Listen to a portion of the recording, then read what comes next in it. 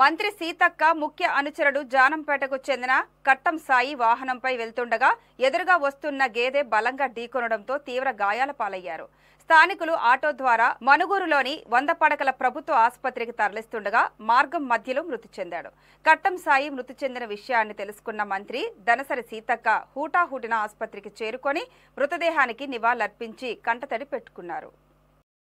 ఈ సందర్భంగా మంత్రి సీతక్క మాట్లాడుతూ కుటుంబ సభ్యున్ని కోల్పోయానని, నిత్యం నాతో పాటు నా కుమారునితో కలిసిమెలిసి ఉండేవాడని కన్నీటి పర్యంతమయ్యారు. చిన్నతనంలోనే తన తండ్రిని, అక్క భర్తను కోల్పోయాడని, ఇప్పుడు కుటుంబానికి పెద్ద దిక్కుగా ఉన్న సాయి మృతి చెందడం ఎంతో బాధగా ఉందంటూ భావోద్వేగంతో కంటతడి పెట్టుకున్నారు. మంత్రి సీతక్కను చూసిన కుటుంబ సభ్యులు కన్నీరు పర్యంతమయ్యారు. ఎల్లవేళలా కట్టం సాయి కుటుంబానికి అండగా ఉంటారని భరోసా ఇచ్చారు. ఈరోజు మా కుటుంబంలో ఒక సభ్యుని కోల్పోయినాం. చాలా బాగా అనిపిస్తుంది. దాదాపుగా 3-4 సంవత్సరాల నుంచి మనుగూరు ప్రాంతంలో మేము ఎప్పుడు వచ్చినా, నేను కానీ సూర్య నా కుమారుడు కానీ ప్రాంతానికి వచ్చినప్పుడు ఎప్పుడు మా వెంట ఉండే అబ్బాయి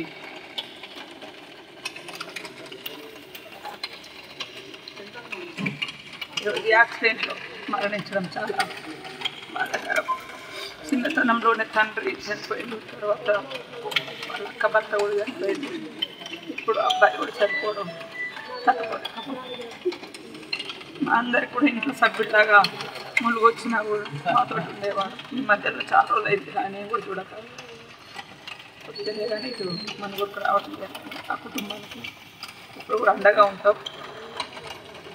మా కష్టాలలో మాకు తోడుగా కూడా తన వద్దుగా ఎప్పుడు నాతో కానీ నా కుమారుడు సూర్యతో కానీ ఎప్పుడు కలిసి ఉన్న అబ్బాయి ఇట్లా చనిపోతుంది అనుకుని